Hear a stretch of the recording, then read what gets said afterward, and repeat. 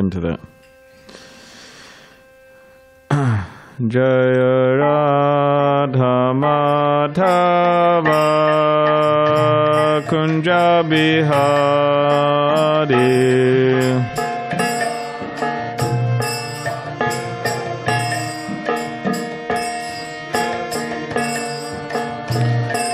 Jaya Radha Madhava Kunja Bihari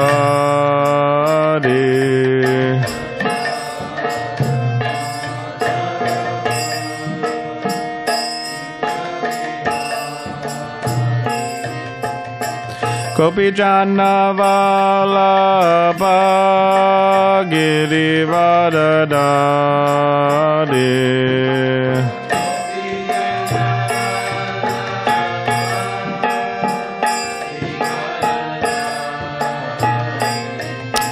Gopi Jana Vallabha Girivardhari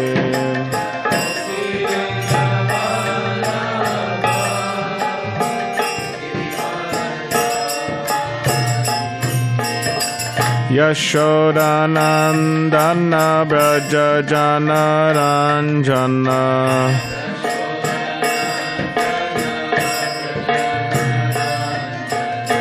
Yashodanandana Braja Jana Ranjana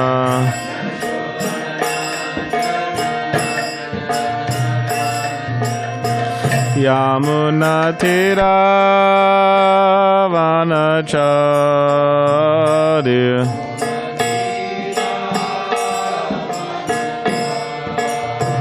Yamuna Tira Vanachari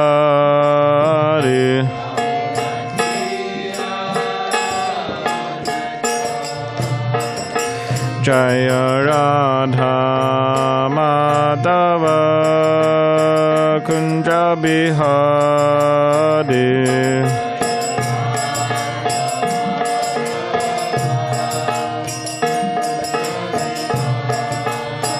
Jaya Radha Madhava Kunja Bihari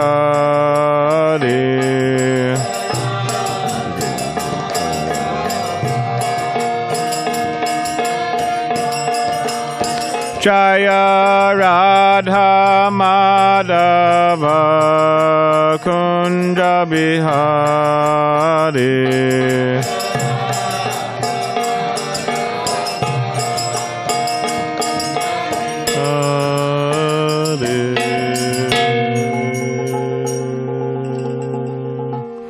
Jayam Vishnupad Paramahamsa Parivrajagacharya Ashtotarashata Shri Srimad Divine Grace A.C. Bhaktivedanta Swami Prabhupada Ki Jai Grantaraj Srimad Bhagavatam Ki Jai All glories to the assembled devotees, all glories to the assembled devotees, all glories to the assembled devotees, all glories to Shri Guru and Shri Gauranga.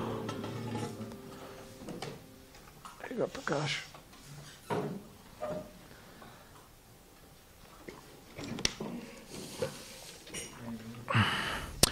Om Namo Bhagavate Vasudevaya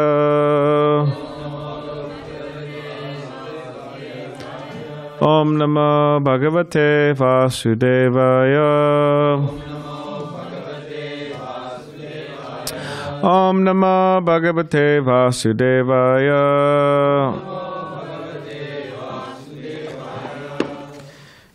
Srimad Bhagavatam, Canto 6 Prescribed Duties for Mankind, text 49 and 50. Excuse me, chapter 4, the Hamsaguya prayers, text 49 and 50.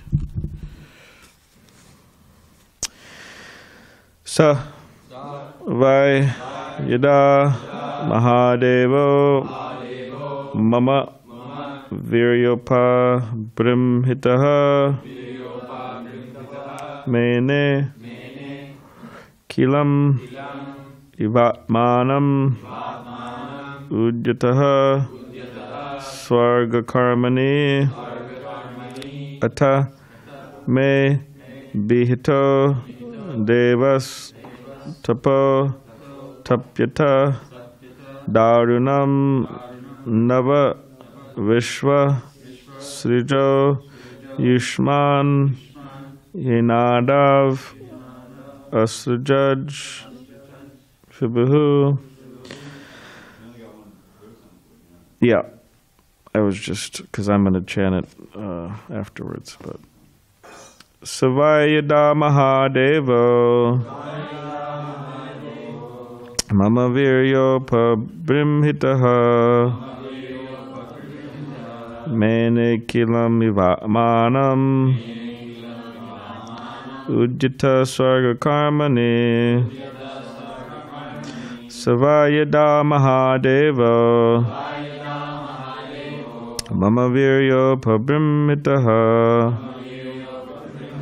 Mene Kilam Manam Ujjita Sarga Karmani Savayada Mahadeva Mama Viryo Pabrimhitaha Mene Kilam Manam Ujjita Sarga Karmani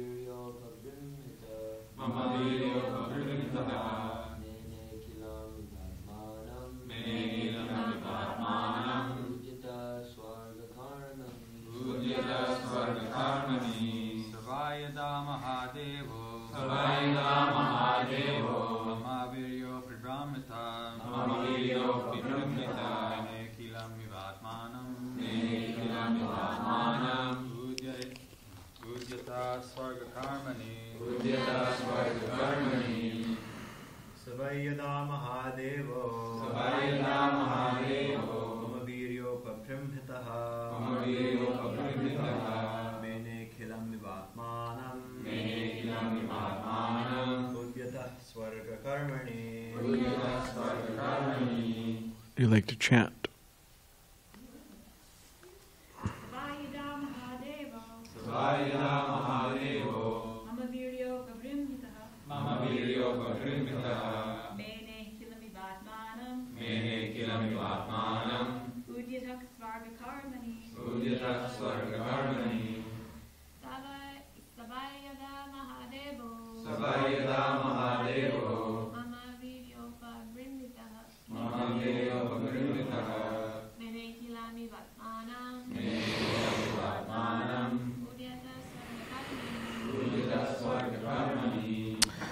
Tame bihito devas tapotapyatadaranam navavishva sajo yushman yena tavasaj vibhuhu.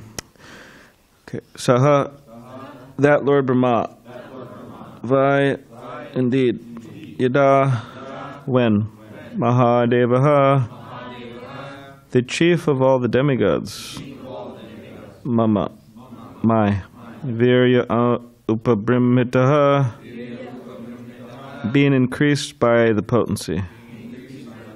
Mene, thought. Kilam, incapable. Eva, as if. Atmanam, himself. Ujjataha, attempting.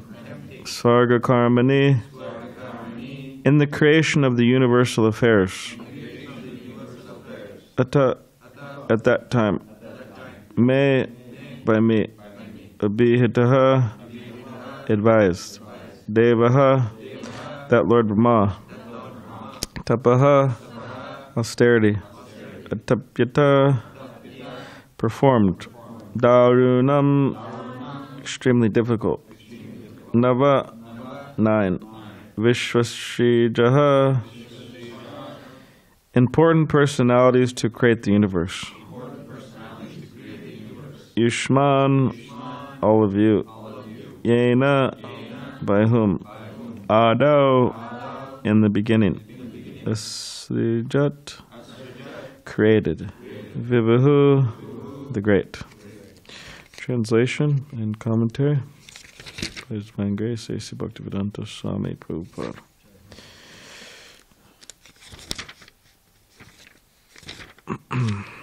When the chief Lord of the universe, Lord Brahma, Swayambhu, having been inspired by my energy, was attempting to create, he thought himself incapable. Therefore I gave him advice, and in accordance with my instructions, he underwent extremely difficult austerities. Because of these austerities, the great Lord Brahma was able to create 9 personalities, including you, to help him in the functions of creation. Purport. Nothing is possible without tapasya. Lord Brahma, however, was empowered to create this entire universe because of his austerities. The more we engage in austerities, the more we become powerful by the grace of the Lord. Therefore, Ṛṣabhadeva advised his sons, tapo, divyaṁ, putrakā, yena, sattvaṁ, śuddhyed. One should engage in penance and austerity to attain the divine position of devotional service. By such activity, one's heart is purified. Srimad Bhagavatam, Canto 5, Chapter 5, Text 1. In our material existence, we are impure, and therefore we cannot do anything wonderful. But if we purify our existence by tapasya, we can do wonderful things by the grace of the Lord. Therefore, tapasya is very important, as stressed in this verse.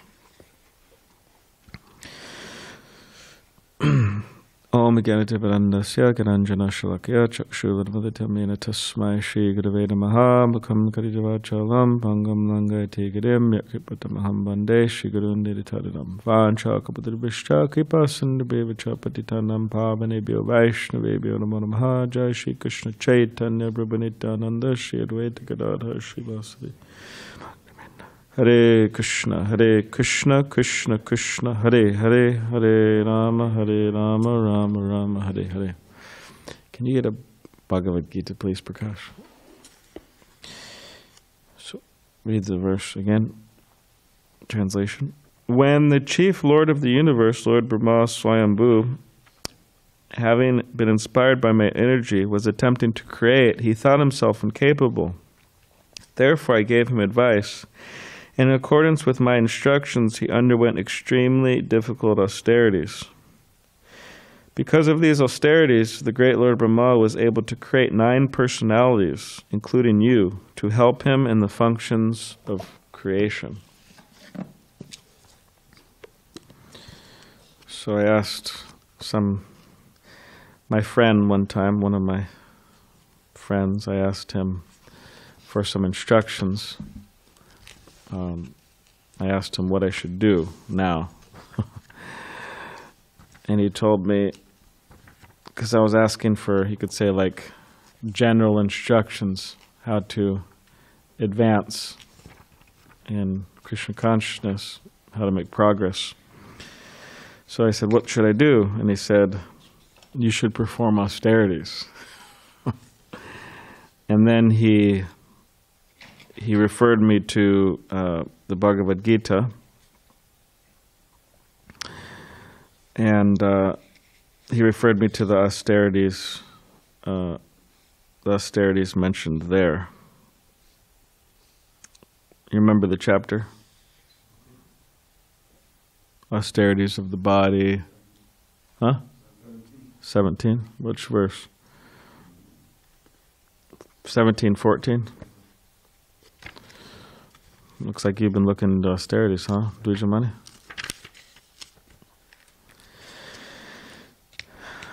Yeah, so then he referred me to this particular section in the Bhagavad Gita, Divisions of Faith, chapter 17.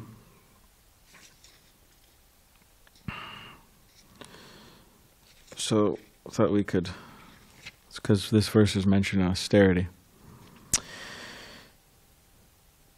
So this is 17:14. Austerity of the body consists in worship of the Supreme Lord, the Brahmins, the spiritual master, and superiors like the father and mother, and in cleanliness, simplicity, celibacy, and non-violence. Austerity of speech consists in speaking words that are truthful, pleasing, beneficial, and not agitating to others, and also in regularly reciting Vedic literature. And satisfaction, simplicity, gravity, self-control, and purification of one's existence are the austerities of the mind. So it is, austerity means to accept some type of difficulty, some type of challenging activity to reach one's goal or reach one's goals. And people are doing that all over the world. They're engaging in so many austerities to reach a particular goal. So what Krishna is mentioning here is that if we want to make advancement in Krishna consciousness, we must perform austerity. There's no question about should I or should I not, or do I have to or do I not have to. Well, there is a question about that, but there's not. If one wants to make advancement, there's no question whether they have to or not. If you don't want to make advancement, then yeah, forget about it. Just don't perform an austerity. You won't make any advancement. But if one actually wants to make advancement in Krishna consciousness, then they have to perform austerity. And what's the point of joining a movement that, like the Hare Krishna movement, to be more specific? What's the point of joining the Hare Krishna movement and not trying to reach the goal that the Hare Krishna movement is or that Srila Prabhupada wants us to reach? What's the point of joining such a movement? Well, why join the movement if we don't want to reach the goal? But and of course, again, but in order to reach that goal, we must perform austerities. I mean, that's just how it is. And the austerities of the body, consistent worship of the Supreme Lord, means it's difficult. Okay, offering so many obeisances, right? It's much easier not to offer obeisances, right? Just to kind of walk in the room and right, not bow down. It's more challenging, you could say, to physically go. It's austerity of the body, or cleanliness. It's of course, if one's in the lower modes of material nature, very great, wonderful, I could be dirty, right? If we have even a little sattva, we don't like that at all. But you could argue that it's easy to be dirty. Just kind of let the room, right? Let the room go. Let the room that you're staying in go. Let not bathing regularly and all this type of stuff. You could say it's easier, right? And on like that. So, what to speak of? Here it's mentioning. Here it's mentioning celibacy. I mean, I was reading somebody who's I was looking through some book, and this guy is talking about like morals and ethics and how they're like not existing in the world so much these days. And this guy was mentioning how he was trying to teach a class. He's a teacher, he was trying to teach a class on like morals and ethics, and he was discussing chastity. And whatever, it happened to be a girl, she could have been a guy too. It happened to be a girl, but the girl came up to the teacher and said, what does the word chastity mean? She didn't know what the word meant. And then he started to think of another word. And he's like, and then he said the next word. And she says, what does that mean? She didn't know what the words meant. So, when you talk about this, you're like, so what is that? Like, why? What is that? In other words, there has to be some type of, there has to be some concept in people's minds that this is a good thing to do. and then they could do it. If there's no concept, then they're just, I mean, how are they supposed to act on it if there's no concept? So nowadays we see that people aren't even taught the right concepts. In other words, they're practically they're not given any chance to go on the right path, because they don't even know what the right path is. So anyways, it's mentioning here celibacy. I mean, before coming to Krishna consciousness, like for the modern people, that word probably doesn't come up much. Celibacy. What is it? One devotee tells this. He mentions this, that, anyways, it's supposed to be in good humor, so don't take it too seriously. But he says that there's, I believe they're looking when some Catholic, whatever, the priests and the Catholic, they're going into the this ancient library, where they have all the commentaries from the previous teachers and everything, and looking through the books, and then you hear this priest down there, "Oh no!" It's like, and then so somebody comes in Russian and says, "Hey, what's going on? What happened?" And then the priest says, "It doesn't say celibate; it says celebrate." We've been working under the wrong conception for so many. Anyways, don't take it too seriously, but the importance of proofreading, right? But it's that's also principle, to be self-controlled, because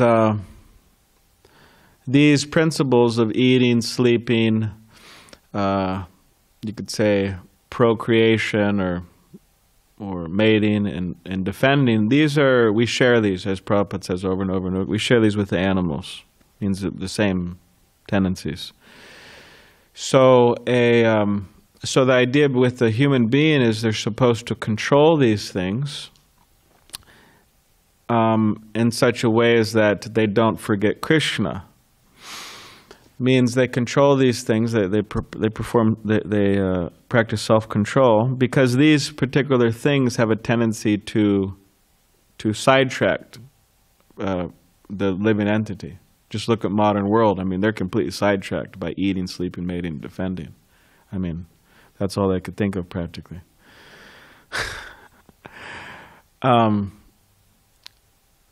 So that's one of the austerities. Now another austerity is austerity of speech. Austerity of speech, as Prabhupada translates here, as speaking words that are truthful. So a Brahmin, by definition, is truthful. Or one who is a follower of Krishna, they must be truthful. They must not lie. They say that one who lies, they have short legs. That's a saying in Croatia. You know that? One who lies has short legs. What does that mean? It means they can't run very fast. I don't know if it's politically correct, right? They can't run fast. Means that, in other words, they keep on lying, and then they kind of corner their own selves, and then they'll be caught in the lies.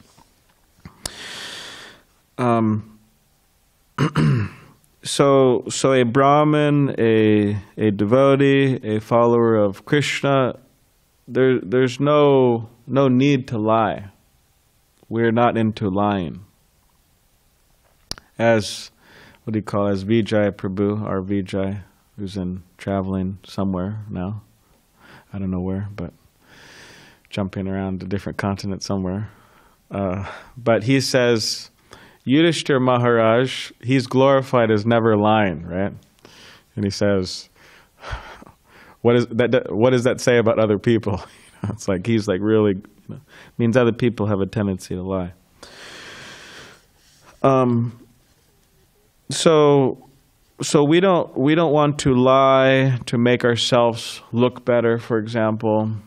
We don't want to Like, for example, if someone lies and says, yeah, I was the temple president of this temple, and under me, so many good things happen. And then people who know that person for many, many years, they say, okay, he was the temple president for 3 months before he wrecked the bank account, and before he completely discouraged everybody, and before he was removed from the position. But if someone lies and says, yeah, I was a temple president, so many things happened, and it's lying to make oneself look better. Vaishnavas shouldn't do that. Or whatever, there's so many cases. So we want to be truthful. Pleasing, beneficial, the speaking should be pleasing, beneficial, not agitating to others. So we want to speak in such a way that, yeah, it's pleasing, it's beneficial. This harsh language that is used in relationships nowadays, it actually just destroys people psychologically. It destroys relationships. And also, this is a breeding ground of the big offense of Vaishnava aparad, this harsh language, speaking harshly. So we have to control that. This is the austerity.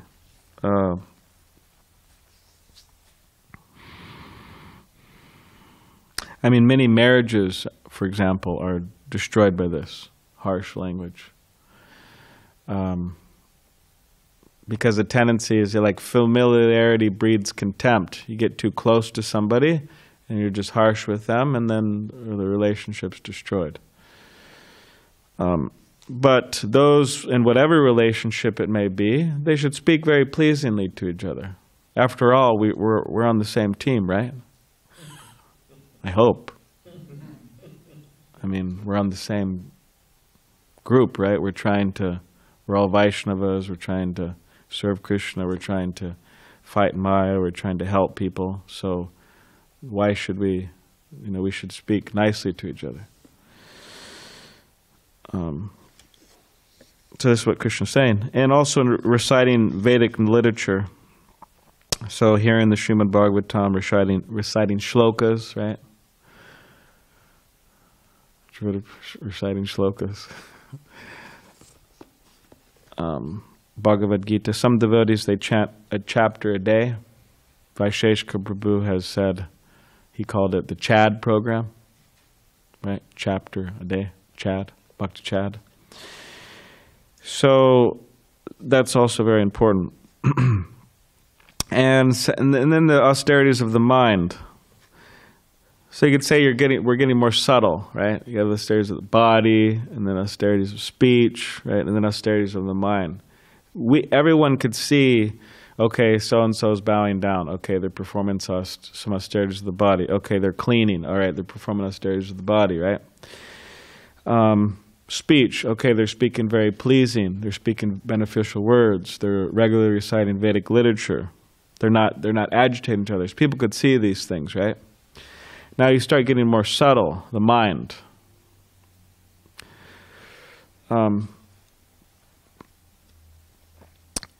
So the mind is, subtle. People can't see. Someone might be bowing down. Someone might be speaking pleasing words, but what's going on upstairs, right? People don't know. But here Krishna is saying that there's certain austerities that need to be performed. And Prabhupada elaborates in the purport, which is very contrary to modern ideas. Satisfaction of the mind can be obtained only by taking the mind away from thoughts of sense enjoyment. So the mind has a tendency to dwell on the objects of the senses. But Prabhupada says here, the satisfaction could only be obtained by taking away from such thoughts of sense gratification. The more we think of sense enjoyment, the more the mind becomes dissatisfied. So the mind becomes dissatisfied, and then you could say because we're identifying with the mind, we become dissatisfied, or we're not in a wholesome state.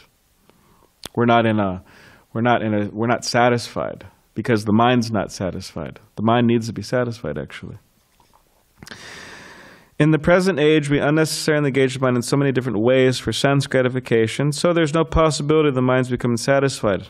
And then Prabhupada says here the solution. The best course is to divert the mind to the Vedic literature, which is full of satisfying stories. As in the Puranas, so we could hear these things, right? We could hear some satisfying stories. Krishna book and Chaitanya Charitamrita and whatever. The Ramayana and Mahabharata, and you hear the satisfying stories. It's very pleasing. As in the Puranas and Mahabharata, one can take advantage of this knowledge and thus become purified.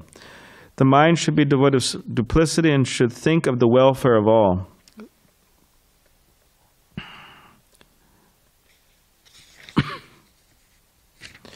So the mind should be trained in such a way. To make the mind austere is to detach it from sense gratification. It should be so trained that it can be always thinking of doing good for others. So we should always be thinking about how to serve others, how to do good for others. This is austerity of the mind. So these are some austerities that are mentioned here, and my friend was telling me that you should do austerities. So I've been trying to do austerities. Now some people, they may say that, okay, I'll do austerities, but I'm not doing them in an organized fashion. I'm not joining ISKCON. I'm not joining any religious organization. I just want to perform spiritual practices on my own. Like, leave me alone. Like last night we were talking about this last night we were talking about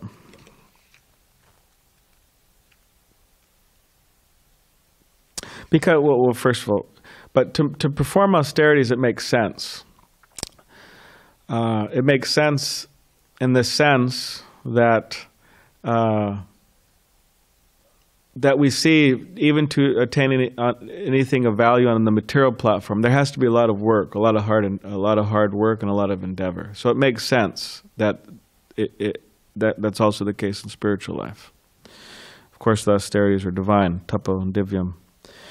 But again, people, they don't want to perform these as like joining an organized religion. And we were mentioning last night, which I'll mention again because I think most of you weren't there, but I was actually looking for this particular short story, and I found it recently, so that's why I repeated it last night. I'm repeating it right now so I could commit it to memory, and if you want to commit it to memory too. So there was a saintly person, and he was going to start a organized religion, right? So then, there's a saintly person walking, and then this man asked him, "Hey, what are you going to do? Where are you going?" And the saintly person said, "I'm going to start an organized religion." And the man said, "Okay, great, nice." So then the devil was walking behind him, and this person asked the devil, "Hey, why are you following this saintly person? He's going to start an organized religion. You know that, right?" And the devil said, "Yeah, I know. I know he's going to start an organized religion." And he said, "I'm going to help him organize it." Because when things become organized, as we were discussing last night, there's money, there's position, there's power, there's hierarchy, there's a lot of things that could go wrong in an organized religion. But again, it's not that we just want people to perform austerities on an individual basis. Therefore, Prahlad Maharaj, he rejects this idea. He says, "I'm not going to the Himalayas. I'm not going to the mountains. I'm not going to the desert. I'm not going to any of these places. I'm going to perform the austerity of being in the cities where it's populated. Why? So I could help people." And that's actually the only reason we're here, by the way. The temple is here to help people. I hope everybody accepts that and understands that. But it's here to help people, or else we have no business here. Well, you could go to Vrindavan. I mean, the environment of Vrindavan is much nicer than San Diego, to say the least. There's no comparison. Or we could go to so many holy places. Why be here? But we're here to help people. So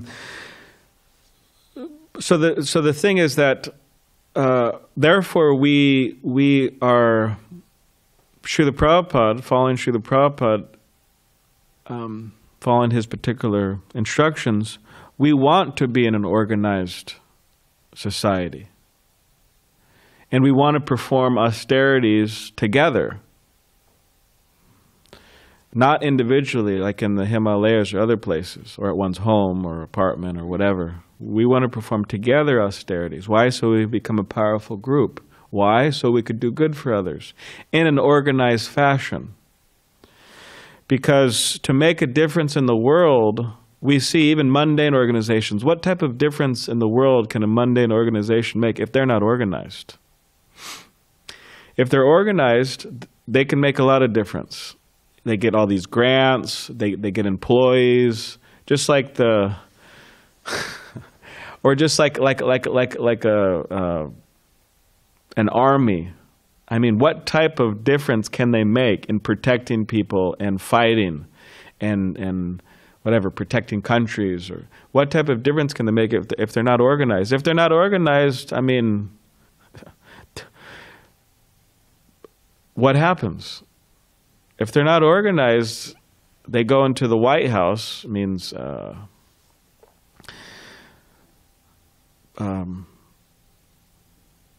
do you call them? Rebels, criminals. They go into the White House and they say, get out, buddy, we're taking the seat.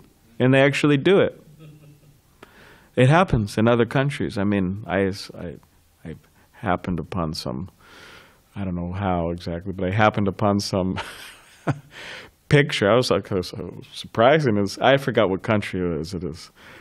But these people, they just came in, criminal rebel guys with their guns and everything, and they just completely, they're sitting in the equivalent of the White House, the president or prime minister, he just fled the country, and they're sitting there, and the pictures are taken of him, everything, and it's like, really? So what I'm saying is that if there's not an organized army, that happens. In other words, what can they do if it's not organized? So similarly, what can we do if we're not organized? We have to be organized. And of course, we're speaking, you could say, more of on a local level. So we have to do our part and be organized as much as possible here in ISKCON San Diego, New Govardhan, to try to do good for others, make a difference in the world, and try to remember that we always have to be careful that while we're performing austerities, collectively, individually and collectively, and trying to do good for others, we have to be careful that these two evil things don't enter ourselves and our community, and that is niyamagraha, this doing things mechanically, without heart, just going through the motions. This has destroyed people's faith in the religious world and religious movements. You guys are a bunch. That people think you're just a bunch of going through the motions. I could see it. You don't have any. Of course, you could argue, well, how can they see or whatever, but or another thing is not following. One is not following, and two is following mechanically. It's just they're both really bad. Two bad sides of the coin, right? Not following or following mechanically. So especially as members of the temple, those living in the temple, but anyone actually who's a member of the International Society for Krishna Consciousness, but especially those living at the temple, and in some types of leadership roles, they have to set the example. They have to show everyone that how not to follow mechanically. They have to show everyone how to follow. It means not neglect the orders. So in other words, those in the temple, those leadership positions, they have to set the example, and they should actually be the best example, actually. Of course, that's a challenge, but and in this way, if we engage in austerity, then we will purify our existence. And what's the benefit of purifying the existence? What's the benefit? The benefit is Brahmasaukhyam Tvanantam, this unlimited happiness. We get to reconnect with Krishna. That's the benefit. We get a clean heart. Because sometimes another thing is that people, they join the Hare Krishna movement, mostly this happens with brahmacharis. It's happened, I've seen it happen over the years.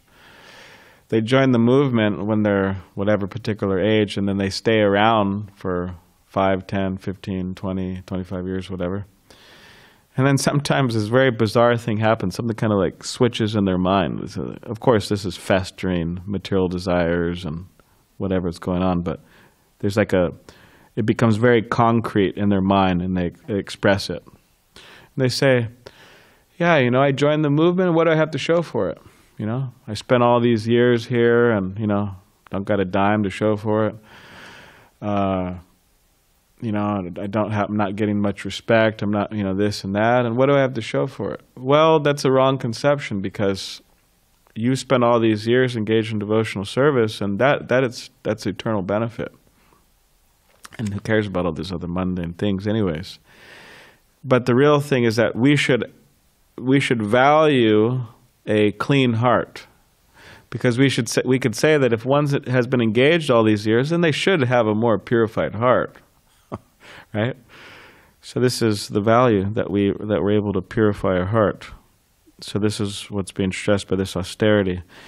So Daksha and these other progenitors and so on, they're doing austerities to procreate, but it's necessary actually, because Brahma needs that. So we're going to get all into that tomorrow. Amoghaliva is going to fully enlighten us on this topic tomorrow. Very, very nice purport tomorrow. So stay tuned. So does anybody have any questions or comment? Yes.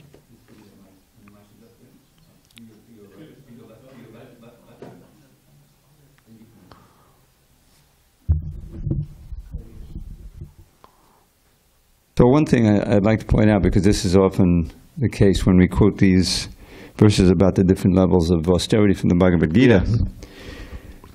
These 3 verses about the body, mind, and words, body, words, and mind, it's explained in text 17, which comes afterward, that this threefold austerity performed with transcendental faith by men not expecting material benefits, but engaged only for the sake of the Supreme Lord, is called austerity and goodness. So all of this is austerity and goodness. Then there's a couple of verses describing austerity and passion and austerity and ignorance. Yeah. Austerity or tapasya can be formed for ignorance, like Hiranyakashipu and others. So that's an important point. And the other thing I wanted to mention, if possible, you mentioned how one of the dangers is niyamagraha, and one leads to the other. Going through the motions, it won't be long before you're not doing it at all, because you're not getting it out of it. Out of it. So one of the great antidotes to just going through the motions is learning the meaning of the words of all the prayers we say. Yeah. It's all Bengali and Sanskrit, and generally it goes by you, but and you're there, but you're not there. Your mind is, it makes me think. So I just advise you, take a little time. I bought a whole box of songbooks for $100 years ago. They're sitting in the closet. Take shelter of those. And each one, I specifically put word-by-word meanings in there. It made the book much larger. Some of you may remember that little blue book. Yeah. And when it happened, Vaisheshika got on my case. Said, "What do you made the book so large?" Because he had this Saturday program doing all this study. And then he saw there was a word that said, "Oh, thank you very much." Because, once you learn them, then it's a whole different experience. for the Mangalartik and the Tulsi prayer. You know, we say the English, or I say the English, but it's when it's the music is there and you're singing, that will help too. And Namaham Vishnu Padaya. What is the song we sing? Shri Guru Charanapada. Well, the real meaning is, well, to offer your obeisances with great care and attention. That's it, not just respect. The English we say, savadana. Savadana means with great attention. I was told that you see this word on signs in Bengal, and street signs. You know, be careful. This is a dangerous cross. You know, so that is important, and that can be the antidote to one of the antidotes in the Imago is learning the words, the meaning of the words that we sing every morning. And I found it very useful. Yeah, thank you.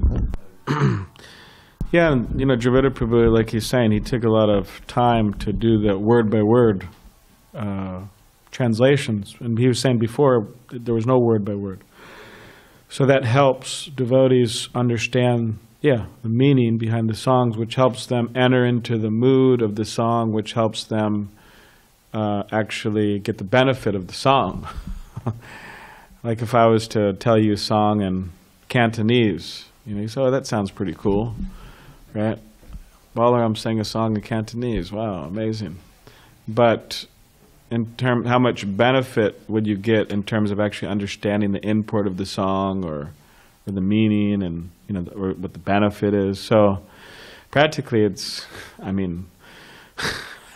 what's the difference between an English-speaking person hearing a song in Cantonese and in Sanskrit? Of course, there are differences in terms of the nature of the language, but understanding-wise, so it's, and also he's making a request here. Also, we should take it a little seriously. He's making a request that, hey, I put the word by word for all of you. Please take advantage. So we should try to reciprocate. Okay, Tyler. I know Bhakti has a question. I have a quick one. Thank you. But Dravida sparked an idea in me that I grew up in the Northwest, and I went to high school. Kurt Cobain's brother, the singer in Nirvana, went to my high school. So Nirvana was... You're kidding me, right? Yeah. Think about someone who was popular, Chad Cobain. But so we grew up listening to Nirvana because it was the biggest thing. It was this national sensation. It was homegrown right there.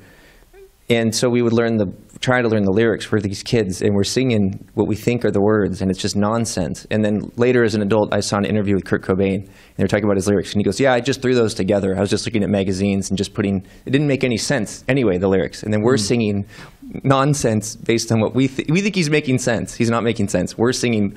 So that's material nature right there. Like, we're trying to learn the words, but the words are nonsense, and I'm singing nonsense to it. So Davida's making a good point that we have a great opportunity. These are sacred words. We're singing them. They shouldn't be nonsense. We should learn them and then say it heartfelt. Because I was doing that with Nirvana, but I was singing nonsense built on nonsense. So, the quick question. So, Brahma committed austerities. So, what were those austerities? Well, his meditation. That was his meditation. That was a severe austerity he was doing in the beginning of creation. Right. Of course. Yeah, so that was the main thing. And that gave him the power to create these nine. Yes, Prabhu. Thank you for the message deliverance. I just have one question. And the 9 personalities you mentioned. You made a distinction between between someone who's been performing service or in the movement for so many years, but haven't wrapped any benefit. Can you just exemplify what is the primary cause for that? Because I asked the question to one of the Brahmans that I wanted to know that if a person's subconscious can dominate someone's will from submitting all the 9 personalities, the mind, the body, to Krishna. And if that's a hindrance, if someone doesn't fully surrender these things to Krishna, And what is the results of not reaping of truly gaining the benefits of these austerity practices? All right. Well,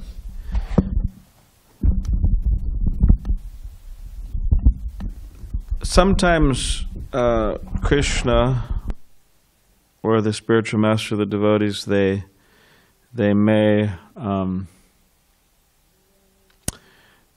take drastic measures to help us advance, because we're not getting the message. So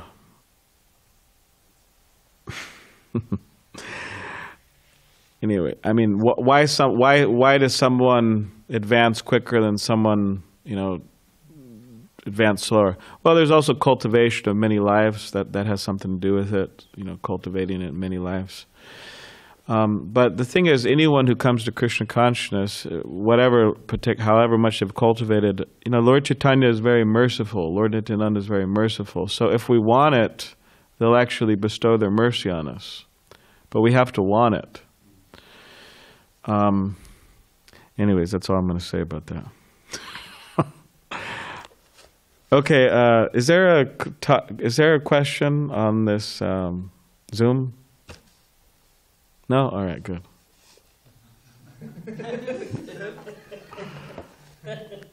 What about from the other side of the population? Yeah. Comment, question? No? Okay. Is it easier to just change your past lives into austerity? Change? What is it? He says it's built on a bunch of past lives, right? Yeah. It's easier just to change your past lives than austerity. Like Zen. Yeah. Our austerities, we chant, we dance, we take prasadam, we hear Srimad Bhagavatam. It's very simple. It's very easy. That was actually so driven. If we're doing devotional service, we're naturally doing the austerities. We don't have to go through these things. Yeah. For solo austerity. Yeah. Movement, right? Yeah. Okay. Hare Krishna. Yes. Balaram Prabhu, if I may, why do I need to be pure in order to do wonderful things? And I'm asking like this because nowadays people are trying to establish themselves on Mars, for example. And for that purpose, they're doing wonderful things like wonderful rockets and wonderful technologies in order to create, to inhabit Mars, creating colonies there and things of the sort. So I insist on my question. And we know that these people are not following the required criteria related to purity if we take in consideration the Vedic criteria. They eat meat and they intoxicate themselves together with trying to inhabit Mars. So I insist on my question. Why do we need to be pure in order to do wonderful things? What are these wonderful things created by a pure person? Well, when Srila Prabhupada says you need to be pure to do wonderful things, the most wonderful thing is to help people become connected to Krishna, to give people Krishna, help people in their developing or reawakening love for Krishna. That's the most wonderful thing. In order to do that, one must have purity. Purity is the force. If one doesn't have purity, how can they help someone? Ultimately, they have to introduce to somebody who does have purity. There has to be purity involved. You may go to Mars, you may create a car that works on solar, you may, whatever, create frozen food. But in terms of giving people love of Krishna, that you have to have purity. So that's, and in terms of achieving the most wonderful thing, pure love for Krishna, Krishna consciousness, and giving Krishna consciousness, you have to have purity. So that's what Prabhupada's saying here, the wonderful thing. Thank you, Balarama Prabhu. Thank you very much. Okay, thank you. Hare Krishna. All right, Granth Srimad Bhagavatam ki jai.